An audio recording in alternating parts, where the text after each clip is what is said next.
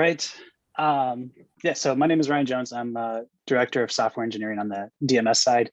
I've been with Conversant Epsilon for going on my 6th year now.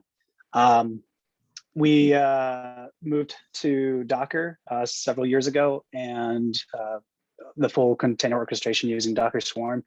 And as part of that, we needed some logging solutions and monitoring that would enable us the abilities to collect and ingest and parse and analyze all the logs of all the different services that have been growing and accumulating across our various swarms.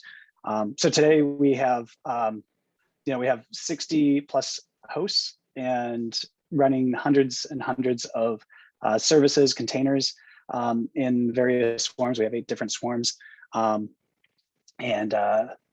Yeah, so today I'm going to talk to you about 2 tools.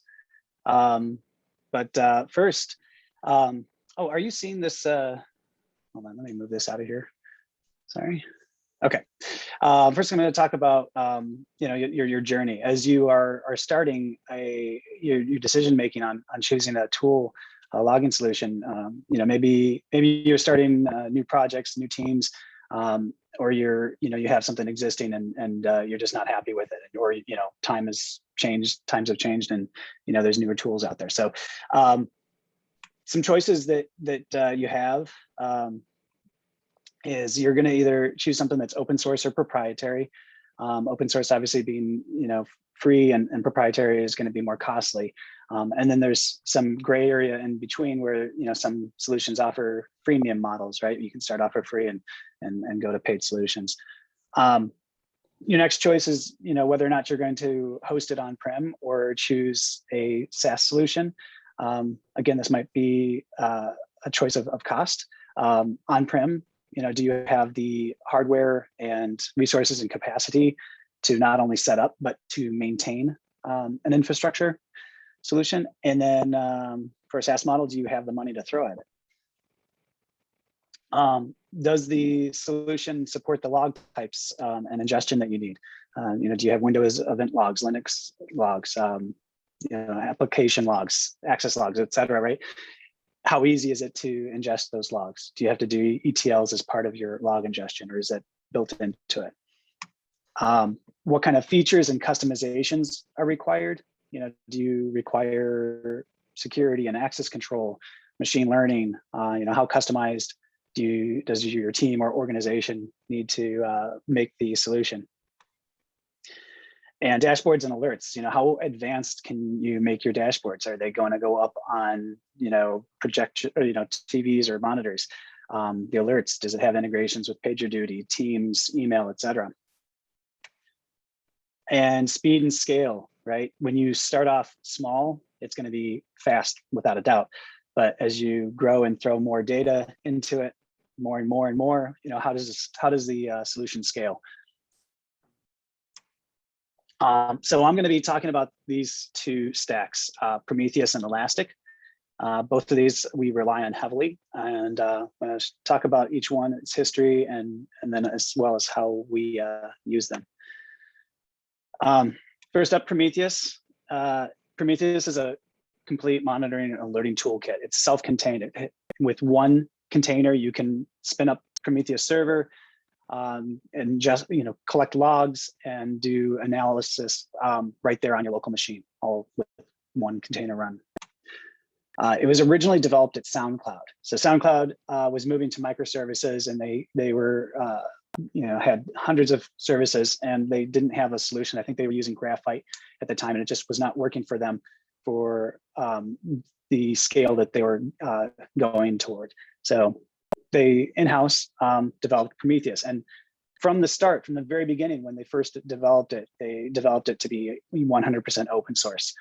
Today on GitHub, it has 38,000 stars. So while that doesn't get it into the top 100 projects, it's pretty close up there. They donated Prometheus to the Cloud Native Computing Foundation in 2016, and it was at the time it was the 2nd hosted project after Kubernetes. So it's pretty impressive. Now the feature set for Prometheus, it's a full stack here. It includes a time series database, TSDB, and it supports external data sources as well. So if there's something else that you prefer, you can use an external data source.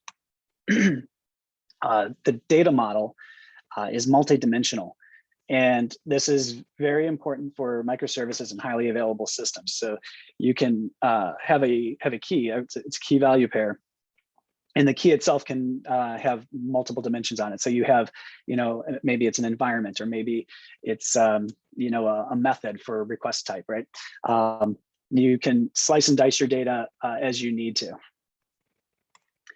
And it includes PromQL, which is the Prometheus query language. It's a highly functional and full-featured query language that allows you to run functions and aggregations, and helps you either aggregate your data or set up alerts on your data. And a key feature for Prometheus is that it utilizes a pull model. So a lot of other logging solutions implement a push where data is always pushed in. Prometheus is a pull model where you configure, or you either configure it, or it can do service discovery, and it'll scrape the data on regular intervals, say 30 seconds or a minute or so. There are use cases for pushing to Prometheus, and for that they have the push gateway. So you might have a cron job or something that Prometheus would not normally be able to scrape. So instead, that job can push any metrics or data to the push gateway, and Prometheus will scrape from the gateway instead. So as I mentioned, you can set up your targets via service discovery or static config. So in our use case, for example, we have containers that are always spinning up or spinning down.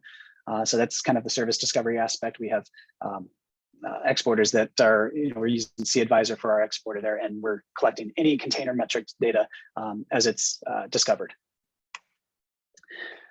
Graphing, Prometheus has graphing capabilities built in, but it also has support for external graphing tools. One of those explicitly being Grafana, which is a very mature open source project as well, that I'll show you at the end here. So one of the core fundamental aspects of Prometheus that you need to understand is that data collected in Prometheus is all metrics based. So it's all numeric measurements. You have, again, it's a key value pair. The key is a multi-dimensional key. The value is always a numeric measurement. The second aspect that you need to always be aware of is that it's time series, right? So those metric changes are recorded over time, and that's entirely the data that you're collecting. It's going to be numeric measurements, and those could be request times or request counts, or whatever your metric value is going to be, recorded over time. This Prometheus stack here. So again, Prometheus itself contains Prometheus server, time series database, and the web UI and API. They also have Alert Manager. It's separate, and it allows you to connect your Prometheus data and queries to any external sources. So notification providers. So PagerDuty, for example, or direct email, or Teams or Slack. All of those are going to be go through Alert Manager configuration. Then you have node or exporters, and one example of an exporter is the official one of the official exporters, which is Node Exporter. Node Exporter is going to provide you your host level metrics. So that's going to be your CPU and memory and IO, et cetera, at a host level. So we're using Node Exporter to collect and monitor all the 60 plus nodes across all our swarms. Another example of an exporter, I mentioned cAdvisor. It's Container Advisor, open source project from Google, and that allows collection of all similar metrics, but at a container level. So memory, CPU, IO, et cetera, at a container level. And then you can have other exporters. We're also implementing a Windows exporter for some of the Windows hosts. And we are using I think I have to double check. There's a lot of exporters that are available. Client libraries. So you might want to have your applications directly make the metrics data available for Prometheus. And with that, you can write your own custom metrics endpoints. And so there's official, well, not official, but many supported libraries. We're using the Node.js, there's Java, there's C#, C++. So all the libraries are available. And then, as I mentioned, there's the push gateway. So it's optional. It's not built in. It's optional to set this up if you have the need for any jobs or events that push at irregular intervals. And then as well, Grafana is independent of Prometheus, but it's often used as part of the Prometheus stack because it has really solid support, and I'll show you at the end here. This is an example high-level architecture of Prometheus. You have the Prometheus server, which again is going to be pulling metrics from either the push gateway or the various job exporters. And it's going to store that immediately in its time series database. So you're getting near real-time reporting as frequent as your interval pulls are. There's the Prometheus web UI that's also built into it, and alternatively, you can directly use Grafana, which is also going to use the Prometheus server API. So what the Prometheus web UI and Grafana are both using the server API there. Then there's Alert Manager, and from there you can connect that to PagerDuty, email. We're using a open source project called Prometheus Teams to connect it to MS Teams. I think there's an official Slack, but there's no official Teams one. So there's a small open source project for supporting that. And then the service discovery. So they're showing Kubernetes in this example here, but I mentioned we're using Docker Swarm, and so we're just using it very similarly. And then we have a few different other integrations, bringing in our traffic data and some other custom data. So next up, I want to talk about Elastic and how we're using that. So Elastic's been around for a while, and it began to chat with an Alexa Prize social bot. One moment. Let me disconnect there. Sorry, Alexa decided it was a good time for a conversation. All right, so Elastic's been around for a while. Began with Elasticsearch in 2010. And it started off as a search, right? It was a search engine. It was using Apache Lucene under the hood. This was giving it the full text indexing capabilities. And it as well has been open source for, I think, since the beginning as well. And it currently stands at 56,000 stars on GitHub. So that's a very impressive mark. And of course, I think it was about 2 years ago, they had their IPO, and now they're a publicly traded company on the New York Stock Exchange.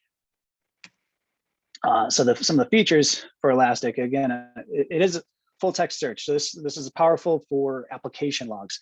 We're using this entirely we're pushing all of our application log, every container that outputs data to standard out, standard error, all of that gets pushed to Elasticsearch in near real time. So they're in near real time. So as applications are emitting their log data, their log information, log events, you can immediately jump right over to Elasticsearch and check that out.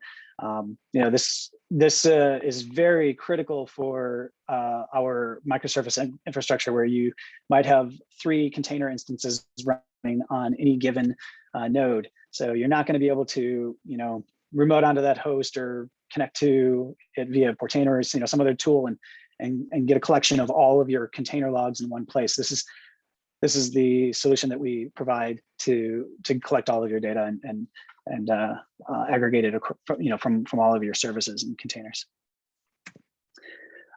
So Elasticsearch was one of the original NoSQL data stores, or most popular NoSQL data stores, among a couple others there. And what that means is it's a schema-free JSON documents. It stores its data as JSON documents and indexes accordingly, breaking everything out into, it does parsing and mapping to its values on the fly as the data is ingested. And it is, Elastic fully supports the web-based API. So everything that is built on top of it, you can make almost, I would say probably every request to either re-index, create indexes, and everything is completely API based. And there are many official clients. So Elastic provides official clients, and there's official clients for Java, C, C#, Node, etc. A lot of official clients for Elastic here. And then data collection. So you can either use an official client to push data directly to Elasticsearch, or Elastic supports many different data collection options. One is Logstash for pushing and parsing the data to Elasticsearch, as well as more recently, they have beats. So there's file beats, heartbeats, metric beats, different beats. There's a lot of different ones. I think I have a slide that shows some of them. And then recently, I mean, Kibana has always been very prevalent with Elasticsearch. It's now officially part of it, of course. And in the past few years, they've really come a long way with their analytics and visualizations, machine learning, and other capabilities. So the Elastic Stack. So people are very familiar with the ELK stack, right? That's the glory days of Elasticsearch, Logstash, and Kibana. It was very common for teams to implement. You know, these are three separate or open source projects at the time, and now they're of course officially together as part of the Elastic company. I think it was in 2015 they formed Elastic and banded together to form this. And then, as I mentioned, Beats are a more recent addition. They've also, things have changed now today, but it was the X pack that was released that included security and access control. Then they also had machine learning added, and application performance monitoring, and more. So there are probably hundreds of ways that you can configure an Elastic architecture. This is just one example, and it's probably a good representation of what we have for our large cluster. Certainly not exact. This is just a slide that I got off of the internet. So Elasticsearch itself, you know, is in this column here with you know, I think we have a cluster of 30-ish nodes, and some of those are going to be masters. Some of them are going to be used for ingestion. You can have hot data, warm data. You know, it has means of rolling data off into slower drives, or you know, less readily available. Dedicated hosts for machine learning and alerting. We might have dedicated Logstash servers. There's going to be the different beats. There's a typo here. These are WinLog beats. There's a lot of different beats that are available, and I'm sure different teams are utilizing the various beats there. This is showing that you could use Kafka or Redis as well for ingesting data into Elasticsearch here. And then, of course, you know, sitting Kibana on top of it for all your analytics and reporting there. But you could go really simple, right? You don't have to have all of that. You can run Elasticsearch on your machine locally, and you know, maybe you're running Kibana and Elasticsearch, and maybe you're running Beats and or Logstash. You know, you can go that small where you don't need much at all.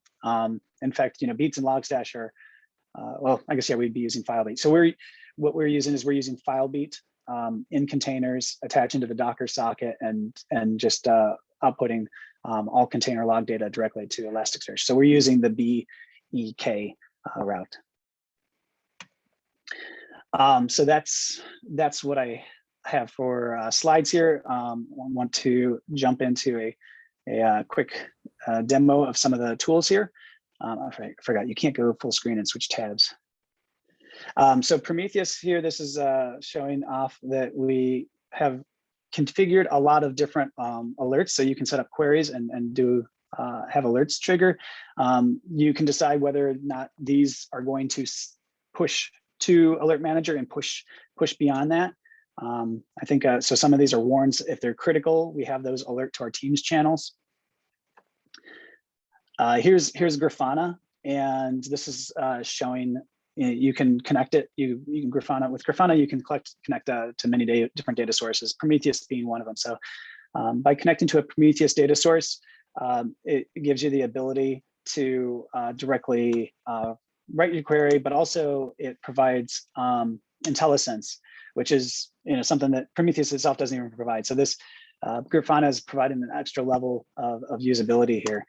So you can select all that. Of course, you have your time ranges and everything else. It's a full graphical user interface that you can configure and design. I think actually here's an example dashboard that we have configured that's collecting, this one's the node exporter data. So it's collecting, oh no, I'm sorry, this is a container. So this is using CAdvisor data and collecting all container information. So this is all memory usage over the last 12 hours. So you can see in this environment here, there's a container that's going up and down in memory usage. Here's one that's got a little bit of a sawtooth pattern. So all of these could be, I just noticed this morning, there's one container that's using 53 gigs of data. Obviously that's a challenge or an issue that we will investigate. And so I think we have, memory warnings in here. So actually, let me refresh this. It should, yeah. And then here, I think many people remember I did a talk on curls. So all of the container logs, we've set this up so that any container that is deployed will automatically be registered. All the logs are automatically shipped over to Elasticsearch, but then it's a matter of trying to find those. So we developed this tool internally so that you can come in here and you can access your application logs or your access logs, the web logs being the traffic logs. And then so let's see, this is an example of the application logs. We capture both, I mentioned these, the standard out and standard error, displaying the messages for those. Then we have the request logs, the access logs. These are from traffic. So again, everything is automatically collected for all containers here. And then here, I just wanted to show we're also pulling in journal stats from Docker. So this is, these are all the Docker level logs, and we wanted to pull in all errors and warnings and make those available because we have 60 plus hosts, and so this is making those available here, easy to query. And then lastly, this is not Prometheus or Elastic, but we also have an internal tool that we used for pings, just to cover health checks. And that's it. So thank you. And I don't know if there's any questions here. I know I kind of went a little over, so I can pass it on down if we want. Yeah, we're gonna hold those to the end, right? So we can ensure that everybody has an opportunity to do their presentation. Thank you so much. And